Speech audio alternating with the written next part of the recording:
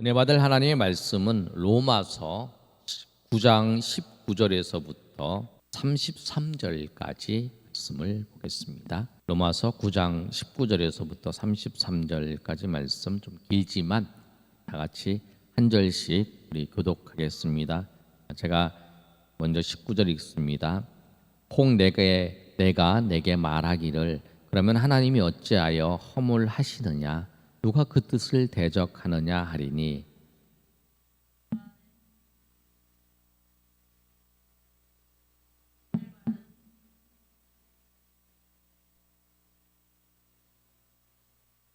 토기장이가 진흙 한 덩이로 하나는 귀 쓸 그릇을 하나는 천이 쓸 그릇을 만들 권한이 없느냐.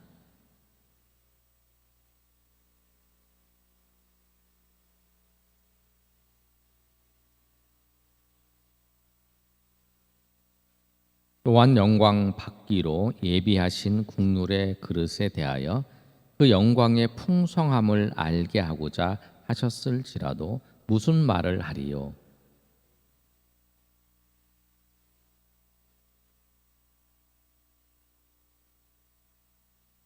호세에 그래도 이르기를 내가 내 백성 아닌 자를 내 백성이라 사랑하지 아니한 자를 사랑한 자라 부르리라.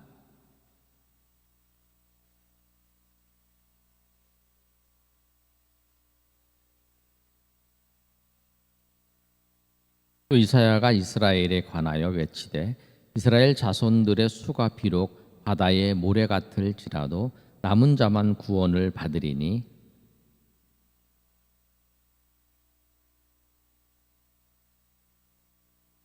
또한 이사야가 미리 말한 바 만일 만군의 주께서 우리에게 씨를 남겨두지 아니하셨더라면 우리가 소돔과 같이 되고 고모라와 같았으리로다 함과 같으니라.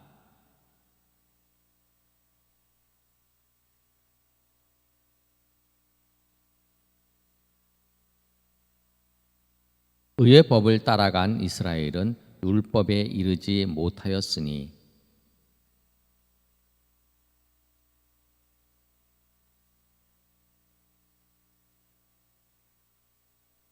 33절 우리 다 같이 읽습니다. 기록된 바 보라 내가 걸림돌과 거칠은 바위를 시온에 두노니 그를 믿는 자는 부끄러움을 당하지 아니하리라 함과 같으니라. 아멘. 바울 사도가 로마 교회의 성도들에게 편지하고 있습니다. 편지 내용을 보시면서 로마에 있는 유대인들 중에서 기독교인들이 된 사람들, 예수를 믿는 사람들, 또 이방인 중에서 예수님을 믿는 사람들이 있었어요. 그런데 이 로마 교회에는 어떤 일이 있었냐면 사도행전에 보면 브리스길라와 아굴라가 로마에서 고린도로 쫓겨났어요. 사도행전 19장 뭐죠? 바울이 고린도에 가니까 고린도에 누가 있었냐면 브리스길라와 아굴라가 있었어요. 왜 그랬냐면 그 글라우디오 황제가 이 로마에 있는 모든 유대인들을 다 쫓아버리는 거예요. 그래서 그 로마에서 쫓겨난 거죠. 그러면서 초대교회에 예수님을 믿던 그 교회의 기독교회 교회의 성도들이 유대인이면서 예수님을 믿었던 성도들이 다 쫓겨나게 된 거예요. 거기 없게 된 거죠. 그래서 남아 있는 사람들이 누구냐면 헬라인, 로마인, 이방인들이 예수 믿었던 사람들이 거기서 생활하게 된 거예요. 그러니까 교회가 이제 유대인들이 다 떠나니까 이제 그 나머지 사람들만 가지고 로마 교회가 유지된 거죠. 나중에 이제 그 글라디오가 이제 증령이 이제 없어지고 다시 이제 로마로 돌아왔을 때 브리스길라와 아굴라가 로마로 돌아오죠. 그랬을 때에 이제 로마 교회는 벌써 이방인들이 교회의 중심적인 역할을 하고 있었던 거예요. 그런데 이제 유대인들이 가지고 있는 생각과 이방인들이 가지고 있는 생각이 다른 거죠. 유대인들은 아직도 어떤 생각을 가졌냐면 유대인들이 하나님 말씀을 맡은 자고 또 하나님 말씀을 맡은 자이면서 또 예수님이 메시아도 누구런 유대인들에게 왔다는 거예요. 그런 걸 보면서 자부심도 갖고 또 유대인들이 보기에는 이방인들이 그냥 예수만 믿고 구원을 받는 게 아니다 이런 생각을 한 거예요. 그래서 율법도 다 지켜야 된다. 그래야 구원을 받는다. 이런 생각을 하고 있어요. 그러니까 바울 사도는 그게 아니다. 복음에 대해서 정확히 얘기해 주는 거예요. 그래서 우리가 잘 아는 믿음으로 말미암아 구원을 얻는다. 믿음으로 말미암아 의롭다함을 얻는다라고 하는 말씀이 로마서의 배경이고 로마서의 주제라는 거예요. 그게 배경이에요. 그래서 오늘 이방인들이 하나님께서 선택하신 것이 하나님의 주권이다 라고 말씀하는 거예요. 하나님께서 마치 바로를 선택할 때 모세를 선택할 때의 그처럼 하나님께서 한 사람은 긍휼히 여기시고 또 바로에게는 하나님께서 그를 완악하게 여기셔서 하나님께서 그에게 하나님의 능력을 나타내신 거예요. 한 사람은 하나님께서 긍휼을 베푸시고 한 사람은 하나님께서 완악하게 두셔서 하셨다라는 거예요. 그래서 하나님의 능력을 나타냈어요. 그래서 여러분 우리가 아시는 것처럼 바로가 이스라엘 백성들이 모세가 나타나가지고 하나님이 말씀하셨습니다. 이 유대인들을 우리 이스라엘 백성들을 다 보내서 저기 시내산에 가서 예배드릴 수 있도록 해주세요. 그 말씀을 듣고 바로가 네 알겠습니다. 모세 선생님 그 말씀에 순종하겠습니다 하고 보내준 게 아니라는 거예요. 보내준다고 약속을 했어요. 근데 안 보내준 거예요. 그래서 10번의 그 재앙이 일어나는 거예요. 10번의 이적이고 바로에게 있어서는 재앙이 일어나요. 10가지 재앙이 일어나요. 하나님의 능력이 나타난 거예요. 그래서 10번, 1번, 2번, 3번, 4번 하면서 바로가 이제 하나님 너희들을 보내주겠다라고 했다가 또 이제 그 재앙이 멈추면 또 안 보내주고 또 보내주겠다 약속했는데 또 재앙이 또 있으면 보내주겠다 그러고 재앙이 또 멈추면 안 보내주고 그런 일들을 반복하는 거예요. 그게 이제 10가지 재앙이잖아요. 마지막에 이제 10번째 재앙이 우리가 잘 아는 것처럼 모든 태어난 사람, 모든 동물의 첫 번째의 첫 아들을 다 죽여버리잖아요. 그 사건이 일어나죠. 그 사건이 일어난 다음에 이제 바로가 보내주잖아요. 그러니까 그 10번째의 과정을 통해서 그 바로가 완악하기 때문에 하나님의 능력을 나타낸 거죠. 바로가 만약에 완악하지 않았으면 하나님의 능력이 10번째까지 나타나지 않았을 거예요. 그래서 하나님께서 뭐라고 말씀하시냐면 우리가 9장 14절에 18절까지 말씀을 보면 이게 그 바로와 모세에 대해서 말씀하시는 그 내용이에요. 모세는 긍휼히 여기시고 바로에게는 하나님께서 17절에 있는 것처럼 이 일을 위하여 내가 너를 세웠으니 곧 너로 말미암아 내 능력을 보이고 내 이름이 온 땅에 전파되게 함이라. 그 말씀합니다. 그래서 그 사건을 통해서 가나안 땅까지 모세가 섬기는 하나님이 그 애굽의 모든 신들을 다 물리치고 모세가 섬기는 그 하나님의 백성들이 그 애굽에서 나왔다. 종들이 그 지금 최강의 강대국을 이기고 나왔다라고 하는 소문이 쫙 퍼진 거죠. 그게 이제 하나님께서 하시는 거예요. 바울 사도가 그 이야기를 하는 거예요. 그 말씀을 하면서 뭐냐면 하나님께서 그런 권한이 있다라는 거예요. 하나님께서 그런 권한이 있는데 그 권한을 누가 뭐라고 할 사람이 있냐는 거예요. 아무도 없다는 거예요. 하나님 긍휼히 여길 자를 긍휼히 여기고 하나님이 그 완악하게 여길 자를 완악하게 여기는 그 권한이 있다라는 거예요. 왜 그러냐? 하나님이 창조주 하나님이시기 때문에. 그러면서 뭐라고 말을 하냐면 바울이 로마 교회의 성도들을 보면서 유대인들 놔두고 이방인을 구하신 것도 하나님이 그 이방인들을 긍휼히 여기셔서 하나님 그렇게 하신 거다라고 말씀하는 거예요. 그러면서 바울이 비유 하나를 설명을 하는 거예요. 이게 유명한 비유입니다. 21절 한번 다 같이 읽어보겠습니다. 21절. 21절의 이 비유가 토기장의 비유라 그래요. 하나님이 주권을 얘기할 때 이 비유를 말씀하고 있어요. 자, 읽겠습니다. 시작.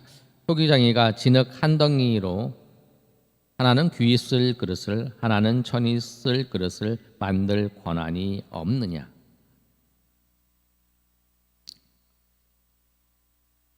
그래서 토기장이가 이 그릇은 하나는 귀 쓸 그릇, 하나는 천이 쓸 그릇 두 개를 만들어서 그래서 쓴다는 거예요.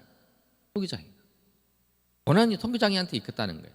그렇지만 하나님께서 우리를 창조하셨는데 어떤 사람은 귀 쓰이고 어떤 사람은 천이 쓰이고 그렇게 하나님이 만드실 권한이 있다라는 거예요. 그 권한을 뭐라고 할 수 있느냐? 아니다는 거예요. 여러분도 잘 쓰는 물건이 있잖아요. 그 잘 쓰는 물건 그 중에 아주 귀중하게 여기는 물건들이 있을 거예요. 그 귀중한 물건들을 하나 가지고 여러분 그거를 이제 귀중하게 생각을 하잖아요. 그것처럼 창조주 하나님께서 그렇게 하신다는 거예요. 그러면서 우리가 26절에 보면 이 사람아 내가 누구이기에 감히 하나님께 반문하느냐. 지음을 받은 물건이 지은 자에게 어찌 나를 이같이 만들었느냐고 말하겠느냐. 하나님 왜 나를 이렇게 만들었어요? 하나님 왜 이렇게 나를 만들었어요? 이렇게 말할 필요가 없다는 거죠. 뭐냐면 이거는 우리가 여러분 이 말씀을 아주 잘 이해를 하셔야 돼요. 내가 저 사람보다 재능도 없고 내가 저 사람보다 못생겼고 내가 저 사람보다 똑똑하지도 못하고 내가 저 사람보다 내가 잘난 것도 없고 그런 것 같아. 근데 하나님이 나를 이렇게 만드셨어. 저 사람은 뭐든지 하면 잘하게 만들었어. 이 사람은 나는 잘 안 해. 그런데 하나님이 그렇게 만드셨다 그러면 각자가 쓰이는 장소가 다르다는 거예요. 그 사람은 그거를 통해서 하나님께 영광을 돌리고 나는 나한테 주어진 그 일들을 통해서 영광을 돌리면 되는 거예요. 그러니까 절대 우리는 다른 사람과 나를 비교하면 안 돼요. 저 사람은 저러는데 저 교회는 저러는데 저 인간은 저러는데 비교할 필요 없어요. 그 수준을 놓고 비교하는 게 아니라 나와 하나님과 사이 나와 하나님과의 관계를 놓고 생각을 해요. 왜? 창조주가 그런 권한이 있다는 거죠. 저 사람 똑똑하게 만들 권한이 있고 나는 조금 모질하게 만들 권한이 있고 어떤 부분에서는 나를 더 똑똑하게 만들 부분도 있고 모질하게 만드는 부분도 있다는 거예요. 우리 그걸 인정을 해요. 그리고 내가 그러나 내가 감사한 건 뭐냐면 나를 하나님께서 긍휼히 여기 주셔서 하나님이 자녀 삼아 주신 거라는 거예요. 아멘. 날 자녀 삼아 주신 거예요. 내가 보기에 잘난 부분도 없어. 오히려 내가 다른 사람들보다 못해. 의지력도 약하고 신체도 약하고 마음도 약하고 약해. 그런데 하나님께서 나를 긍휼히 여겨 주셔서 나를 자녀 삼아 주셨다. 그것이 우리가 감사하고 찬양할 일이야. 오늘 그 말씀을 하시는 거예요. 유대인들은 말씀을 맡았고 유대인들은 예수님이 그리스도이시로 그들이 오셨어요. 그런데 하나님께서는 긍휼히 여기셨는데 그 긍휼히 여기신 자는 누구냐면 24절에 있는 말씀처럼 그 긍휼히 여기를 그 긍휼의 그릇 23절의 말씀에도 이렇게 말씀하고 있죠. 뭐라고 하냐면 또한 영광 받기로 예비하신 바 긍휼의 그릇에 대하여 긍휼의 그릇이 누구냐? 하나님 긍휼함을 얻은 그릇이 누구냐라고 말했을 때 24절에 이 그릇은 우리라는 거예요. 우리인데 곧 유대인 중에서뿐 아니라 이방인 중에서도 부르신 자니다. 이 그릇이 누구냐면 우리인데, 우리가 누구냐면 유대인 중에서 부른 지금 로마 교회의 성도들, 그리고 이방인 중에서도 부른 로마 교회의 성도들, 그들이 하나님의 긍휼함을 얻은 자라는 거예요. 그걸 말씀하시죠. 우리도 그러잖아요. 우리도 이 영화동 지역에 많은 사람이 있어요. 근데 하나님께서 우리를 부르셨어요. 하나님 백성으로 부르셨어. 얼마나 감사해요. 또 우리를 동행하는 교회를 섬기는 성도로 부르셨어요. 얼마나 감사해요. 하나님 앞에 나 찬양하고 하나님을 예배하고 하나님 앞에 기도하는 자로 우리를 부르셨어요. 내가 기도를 잘하지 못해. 내가 하나님 앞에 다른 사람처럼 그렇게 찬양도 잘하지 못해. 그런데 하나님 앞에 오늘도 나와서 하나님 앞에 그래도 입을 열어서 찬양하게 하여, 또 하나님을 사모하는 마음을 하나님 주셔서 참 믿음이 좋아 보이는 사람도 있지만 그 사람들 내놓으시고 나를 긍휼히 여기셔서 나를 이 자리에 세우신 것, 얼마나 하나님 나를 긍휼히 여기시는 은혜라는 거예요. 그래서 너를 하나님이 그렇게 만드셨다. 하나님 우리를 그 선택하셨다. 그것을 보면서 하나님이 편히 쓸 그릇과 귀히 쓸 그것이 아니라 그렇지만 국률의 그릇, 그 두 그릇 상관없이 국률에 편히 쓸 그릇 중에서도 국률이 여기시고 귀히 쓸 그릇을 국률이 여기셔서 하나님이 사용하신다. 오늘 이 말씀이 그런 말씀을 하고 있어요. 그런데 이 사실을 말씀을 했을 때에, 이 진리를 받아들일 때에 이 진리의 말씀 때문에 시험당하는 사람들이 있다는 거예요. 어떤 사람이냐면 30절에 있는 말씀처럼 그런즉 우리가 무슨 말을 하리요? 의를 따르지 아니한 이방인들이 의를 얻었으니 곧 믿음에서 난 의라. 의의 법을 따라간 이스라엘은 율법에 이르지 못하였으니, 이렇게 말씀하고 있어요. 뭐냐면 이들은 하나님의 긍휼함을 없는, 하나님의 긍휼함을 얻고 하나님 앞에 걸림돌이 안 되고 살아가는 사람들은 어떤 사람이면 믿음으로 살아가는 사람들이 걸림돌이 안 되는 거예요. 내가 무엇을 한 것을, 내가 무엇을 행함을 통해서 하나님의 은혜를 구하고 하나님의 의를 구하고 내가 무엇을 했기 때문에 하나님 앞에 하고,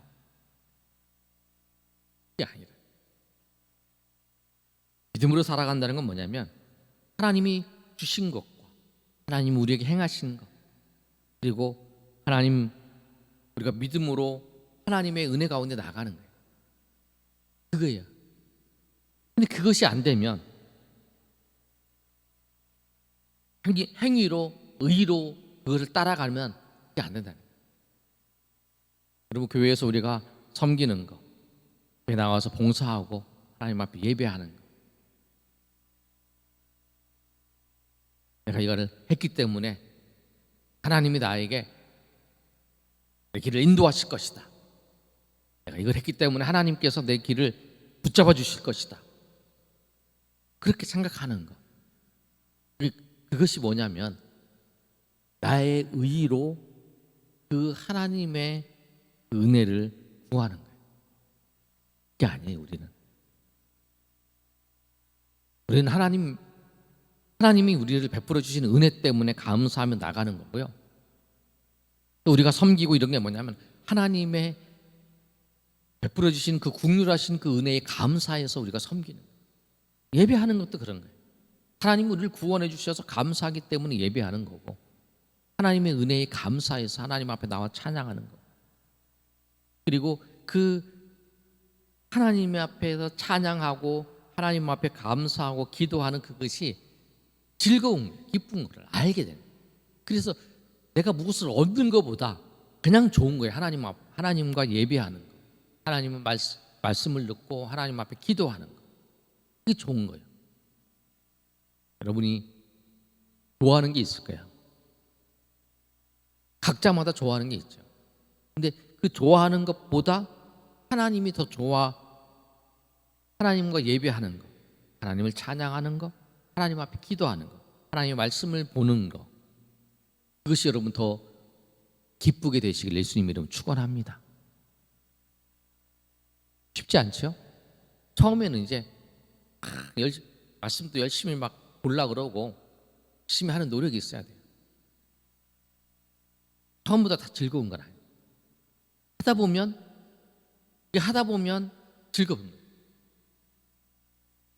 계속 예배도 드리고 찬양도 하고 기도도 하다 그러다 보면 기도의 맛도 알고 예배의 그 은혜도 알고 찬양하는 찬양의 은혜도 알고 그렇게 되는 거지. 그냥 내가 한번 가만히 있다가 한번 딱 와서 이렇게 예배 드리면 은혜가 안 돼요. 자꾸 하면 은혜가 돼요.